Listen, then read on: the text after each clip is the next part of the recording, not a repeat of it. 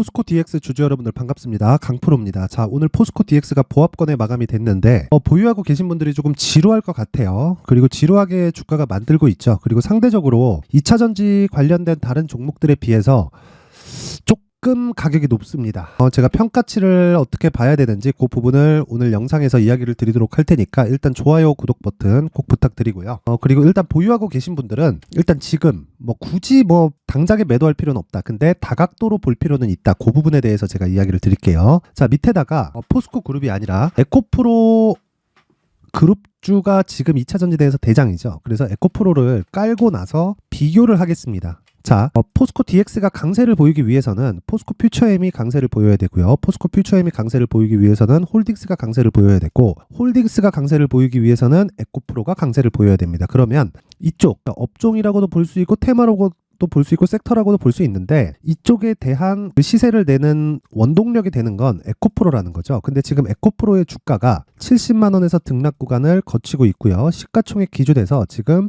20조 전후의 상황입니다. 여기 고가 기준에서 시가총액을 보면 거의 한 40조 가까이 나오고요. 그리고 무엇보다 여기다 에코프로 BM을 더하잖아요. 그러면 시가총액이 현대차와 기아차, 기아차를 합친 것보다 높았었던 시가총액이 여기입니다. 그쵸? 근데 제가 항상 이야기를 드리는 게, 주가가 올라가는 과정에서 미래가치를 반영한단 말이에요. 근데 이 미래가치를 반영하는 그런 구간이, 그쵸? 한번 생각해 볼게요. 100% 미래가치를 반영할까요? 아니죠. 그것보다 또 높아질 수도 있는 거고, 그리고 기본적으로, 그쵸? 종목이 가지고 있는 자산에 대한 부분도 주가에는 평가가 됩니다. 그쵸? 그래서 가끔씩 그런 경우가 있어요. 자산주들이 있어요. 자산주들 보면 자산재 평가를 한번 할 때마다 주가가 굉장히 큰 폭으로 강세를 보이긴 하지만, 사실 그런 종목들은 성장주라고 볼 수는 없기 때문에 에코프로만큼의 주가 상승이 나오는 건 어렵죠. 하지만 에코프로나 이 포스코 DX 같은 경우에도 가지고 있는 자산에 대한 평가도 평가를 받고 있다. 그런 부분을 감안했을 때 에코프로와 에코프로 BM이 지금 1조도 되지 않는 실적으로 현대차와 기아차 시가총액을 넘는 거는 사실상 조금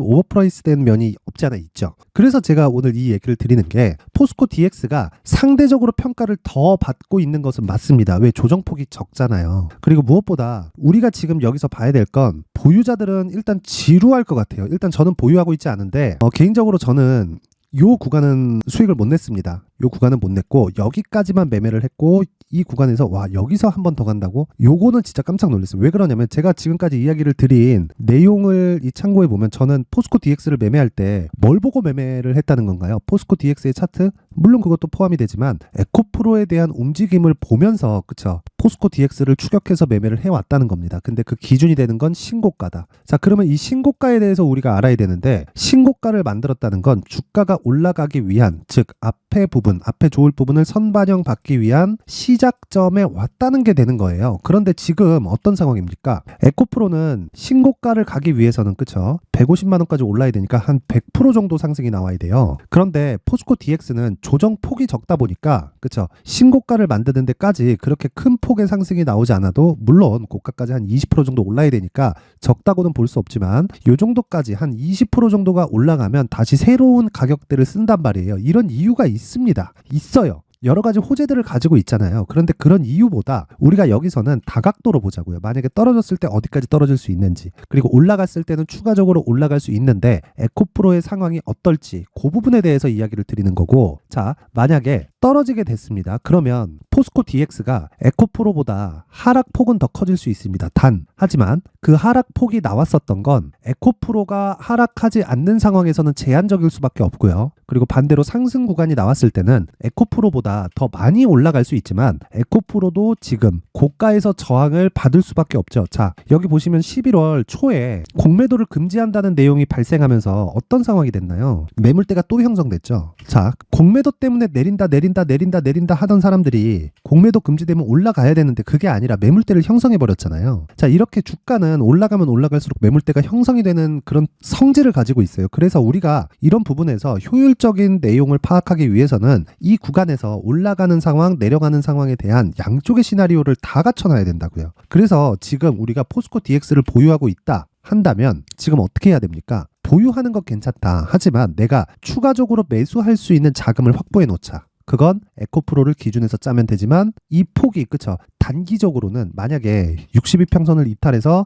주가가 쭉 빠진다. 그랬을 때도 막 40% 50%씩 빠질 이런 구간은 나오지 않는다. 이제 더 이상. 왜? 에코프로의 주가가 다 빠졌기 때문에. 그쵸? 에코프로가 올라가는데 저항을 받을지언정 하락 쪽도 만만치 않게 지지 물량들이 굉장히 많습니다. 떨어지면 사겠다는, 그쵸? 대기 매수 이 규모가 정말 거의 뭐 상상을 초월할 정도로 많고, 에코프로는 지금 주가가 쭉 하락하면 하락할수록 뭐가 됩니까? 거래량이 줄죠. 거래량이 주는 과정에서 뭐가 생겨요? 사람들이 항상 그래요. 뭐 거래 없이 조정 받으면 뭐 세력들이 뭐 개미털기다, 뭐 매집하는 과정이다, 이렇게 얘기하는, 그게 아니라 조정을 받는 구간에서 거래가 당연히 줄 수밖에 없습니다. 항상 그런 얘기 하잖아요. 거래 바닥이 주가 바닥이다. 그쵸? 그런 것처럼 어떤 식으로 봐야 되냐면, 더 이상 거래가 줄 수 없을 정도로, 그쵸? 지금 상황이 돼 있는 거고, 여기서 추가적으로 뭐 어디를 지킨다 그런 부분을 떠나서 이쪽보다 더 내려간다는 건 올라오는 실적 대비해서 이제 낮아지는 상황이 되기 때문에 하락폭은 제한될 수밖에 없고, 그런 부분을 고려했을 때 포스코 DX는 지금 내가 추가 여력이 있다면, 그쵸? 추가 여력을 대놓고 보유하는 건 괜찮아요. 왜? 신고가까지 그렇게 큰 폭이 남지 않았고, 무엇보다 에코프로가 여기서 강세폭을 딱 키우잖아요. 그러면 포스코 DX도 이쪽 고가를 넘어서 갈 수 있어요. 그래서 뭐 10만 원이든 곱하기 2 정도, 그쵸? 요 정도까지는 갈 수 있는 상황이 됩니다. 에코프로 여기서 탁 튄다고 생각해 보세요. 그리고 무엇보다 이제 조금 지나잖아요. 그러면 62평선의 기울기가 가파르게 떨어집니다. 그쵸? 그럼 고가에 대한 부분이 많이 희석이 돼요. 왜? 주가가 올라가려면 정배열 구조를 만들어야 되기 때문에. 그쵸? 그러면 대략 한 일주일에서 2주일 정도의 횡보 구간을 딱 여기다가 대입해 놓고 보면 포스코 DX의 상황이 어느 정도의 윤곽은 잡히지만 그게 100%가 될 수 없기 때문에 우리가 추가 매수 여력을 남겨놓고 매매를 하자. 딱 거기까지만 이해를 하시면 됩니다. 그러면 어떻게 해야 됩니까? 추가 매수 여력을 포함해서 우리가 2주 안에 수익을 낼 수 있는 가격 전략이 필수적으로 필요합니다. 그게 제가 계속 말씀드리는 단기 보유 전략이라고 이야기를 드리는 거고, 어떤 주식이든 2주 안에 내가 수익으로 전환이 안 되잖아요. 그러면 그 가격을 잘못 잡은 겁니다. 내가. 그쵸? 주식은요, 단기간의 수익으로 전환돼야 그때부터 장기 투자로 전환이 되는 거고, 장기 투자는 3개월의 기간을 넘기면 안 됩니다. 3개월. 왜? 어떤 시세가 나왔든, 자 보세요. 에코프로 보세요. 시세의 시작점이 올해 2월 달이죠. 그쵸? 한 달, 두 달, 세 달 올라가니까 80만 원까지 상승하죠. 이렇게 막 8배, 10배씩 올라가는 종목들도요, 추가적으로 올라갈지언정, 그쵸? 3개월 가까이 올라가면 조정 구간이 있습니다. 그럼 보세요. 최대 3개월이라는 건 우리는 확인하는 과정이 필요하고, 그런 확인하는 과정을 어디서 간다? 신고가에서 온다. 에코프로 기준에서 이 가격대는, 자 보세요. 이 가격대와 같고요. 15만 원을 돌파하고 매물 소화 과정을 거치고 추가적으로 상승이 나오면서 3개월 상승했다. 자, 그럼 기본적으로 150만 원에 정확히 파는 건 운이 좋은 거고요. 여기까지 보유를 했다는 것도 대단한 겁니다. 내가 여기에 사서. 그쵸? 이거는 딱 두 가지 부류예요. 아무것도 모르거나, 그쵸? 그냥 보유하고 있거나. 조금이라도 내가 공부를 했다. 그러면 내가 팔아봤자 한 60만 원대? 정말 베스트로 매도한 거고, 이쪽 구간에서 또 해라? 와, 이거 쉽지 않아요. 정말 쉽지 않습니다. 근데 포스코 DX는 가능하죠. 그래서 제가 포스코 DX를 요 구간에서 수익을 냈었던 거고, 지금은 상대적으로, 그쵸? 에코프로가 빠질 수 있는 폭이 그렇게 많지 않기 때문에 포스코 DX를 매매해도 되지만, 지금 중요한 건 추가 여력을 남겨두고 그 추가 여력을 토대로 단기 보유 전략으로 끌고 가자. 자, 요 내용에 대해서 제가 지금까지 이야기를 드렸는데, 요 내용까지, 그쵸? 디테일한 내용까지 제가 영상에서 이야기를 드리면 너무 긴 이야기가 될 수 있기 때문에, 그래도 여기 19페이지까지 만들어 놓은 사람의 성의를 생각해서 최소한의 성의를 보여주시는 분들에 한해서만 제가 포스코 DX의 가격 그리고 단기 보유 전략을 공유해 드리도록 하겠습니다.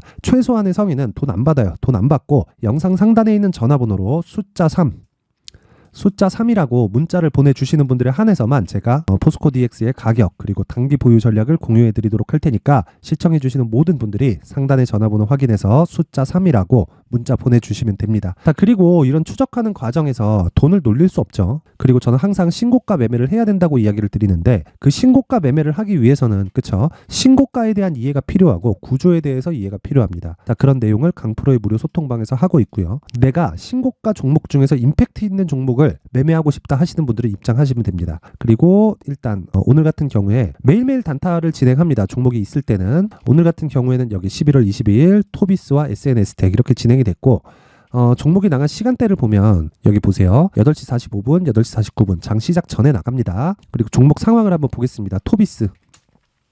자, 토비스 오늘 8% 상승 마감이 됐고요. 시가 대비해서 상승폭을 본다면 대략 한 마이너스 0.23%에 시작을 해서 8%에 마감이 됐으니까, 그쵸? 매매 비용 빼고 한 7.5에서 한 8% 가까운 수익 구간에 종료가 됐죠. 그리고 제가 이야기하는 이 시초가 종목, 그쵸? 장 전에 나가는 시초가 종목은 무조건 종가에 매도한다. 한 가지 이유를 빼놓고 그건 상한가를 갔을 경우, 그쵸? 요 내용 말고는 무조건 종가에 매도한다. 물론 장중에 그쵸? 고가까지 올라가서 매물이 팡팡팡팡 터지는 경우가 있겠지만 그런 부분이 나오더라도 웬만하면 보유하고 갑니다. 왜? 신고가를 매매하니까. 그쵸? 그런 부분은 제가 계속해서 여기 밑에 계속해서 이야기를 드립니다. 뭐 시장 관련된 이야기, 1월 달까지 뭐를 본다는 이야기, 이런 부분을 계속해서 코멘트를 하고 있고 제가 분석한 내용을 공유하고 있으니까 임팩트 있는 종목이 필요하다 하시면 여기 소통방에 들어오시면 됩니다. 자, 그리고 왜 들어갔는지 내용 파악이 일단 필요하죠. 토비스 같은 경우에는 한동훈 관련주로 묶였습니다. 근데 실적도 괜찮고 그리고 무엇보다 신고가 종목이다. 전 실적보다 가격이 빠르다고 판단을 하고 항상 어떤 종목이든 실적이 좋아지는 상황에서 주가가 올라가는 게 아니라 앞으로 실적이 좋아질 종목이 주가가 올라가는 거고 거기에는 뭐 다른 모멘텀이 껴서 주가가 상승할 수도 있습니다. 근데 시초가 종목은 무조건 하루만 딱 보기 때문에 그런 부분을 감안한다면 지금 문제가 될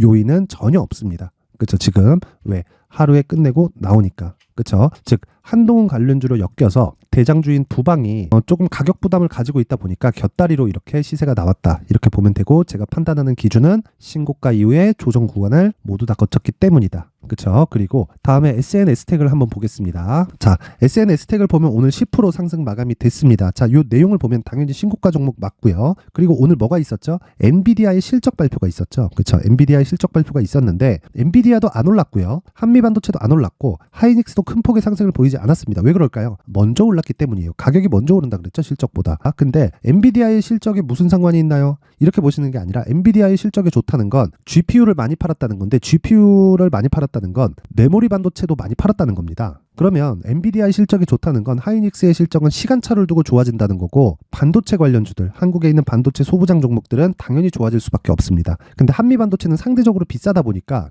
그쵸? 상대적으로 싼 종목을 언제 했다? 장 시작 전에 단기 공략을 했다. 그쵸? 근거가 확실하죠? 즉 매매하는 과정에서는 베이스가 탄탄해야 된다는 겁니다. 이 베이스에 대해서 절대 잊지 마시고요. 무엇보다 중요한 내용은 신고가 이후에 매물 소화 과정을 거치고 모멘텀이 발생할 수도 있고 안 할 수도 있지만 그 모멘텀은 수급적인 모멘텀까지 포함되기 때문에 그쵸? 수급을 생각하면 항상 모멘텀이 발생한 종목을 매매하는 게 좋다. 여기까지만 이해를 하시면 되고 오늘도 그쵸? 두 종목 다 10% 전후에 수익에 성공을 했습니다. 자, 내가 매매하는 과정에서 정말 힘들다. 와, 진짜 뭐 내가 사면 떨어지고 내가 팔면 올라간다. 이런 분들은 정말 신고가에 대한 구조만 이해를 하면 됩니다. 제가 여기 강프로의 무료 소통방 무료로 운영을 하고 있고요. 계속해서 매매를 진행하고 있고 오늘 같은 경우에 낙주 매매도 합니다. 뭐 오늘 같은 경우 여기 보면 자, 여기 보세요. 메디아나. 그쵸? 오늘 8,100원에 장중 매수를 했습니다. 요거는 그쵸? 시초가 매매가 아니기 때문에 12시 36분에 제가 진행이 됐죠. 8,100원. 오늘 마감된 가격이 8,090원입니다.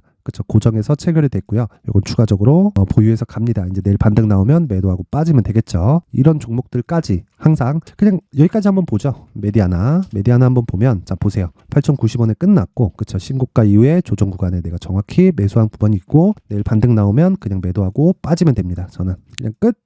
매매는 이렇게 심플하게. 자, 임팩트 있는 종목이 필요하다 하시는 분들은요 소통방으로 들어오시면 되고 입장하기 위해서는 최소한의 성의를 보여주세요. 돈은 안 받습니다. 돈은 안 받지만 영상 상단에 있는 전화번호로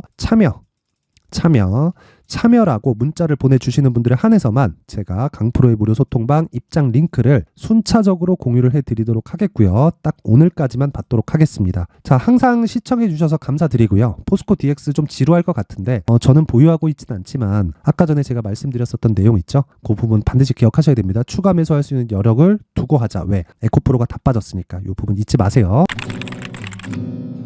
자, 이제 23년도 다 끝나가지만 매매를 하시면서 스트레스를 받으시는 분들이 있을 수 있습니다. 시장이 항상 그렇긴 하지만 그래도 제 구독자분들과 시청해주시는 분들을 위해서 앞으로 차기 주도주가 될 수 있는 대시세 종목을 준비를 해왔습니다. 단타나 짧은 수익만을 쫓다 보면요 잦은 손절로 계좌가 망가지는 건 순식간이고요. 그만큼 수익하고는 거리가 멀어지겠죠. 장기간 유지하기가 어렵기 때문입니다. 결과적으로 주식시장에서 돈을 벌기 위해서는요 어떤 계기를 만들어야 되는데 그 계기는 한 종목에 비중을 실어서요. 수익을 보는 것 말고는 없습니다. 쓸데없이 잦은 매매를 하지 말라는 이야기고요. 그리고 한 종목에 비중을 실을 수 있어야 된다는 겁니다. 그런데 이 비중을 실는 과정에서 성장 산업군에 대한 이해가 필요하다는 겁니다. 이 부분을 반드시 기억을 하셔야 돼요. 자, 이런 성장 산업에 대한 구조와 제가 앞서 말씀드렸던 신고가 그리고 선반영 구조에 대해서 이해를 했을 때 이런 매매를 할 수 있게 됩니다.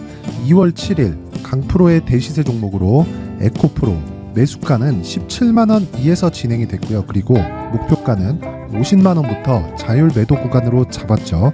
예상 수익 범위가 200% 이상으로 되어 있는데 신고가 이후에 선반영 평균치가 200% 이상이기 때문에 그렇습니다.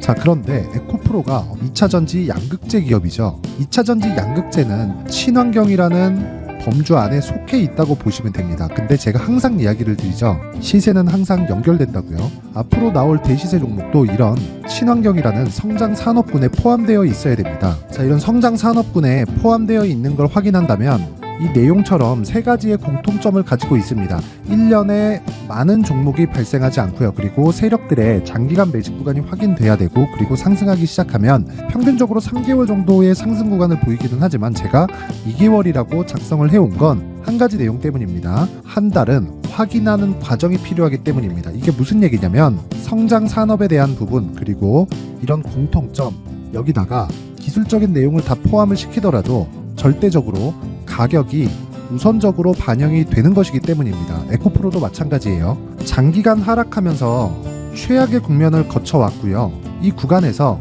먼저 하락을 했다는 건 앞서 말씀드렸던 내용처럼 고가에 대한 부분이 아니라 저가, 즉 나쁜 부분을 반영한 이후에 신고가를 발생을 시켰다는 건 앞으로 좋을 부분을 반영이 되고 있다는 거죠. 그런데 본격적인 시세는 신고가 이후라고 말씀을 드렸고 지금은 매물 소화 과정을 보내고 있습니다. 앞서 말씀드린 대로 가격 먼저 분석을 끝냈죠. 그리고 나서는 정부 정책의 방향과 맞는지를 체크를 해야 되는 겁니다.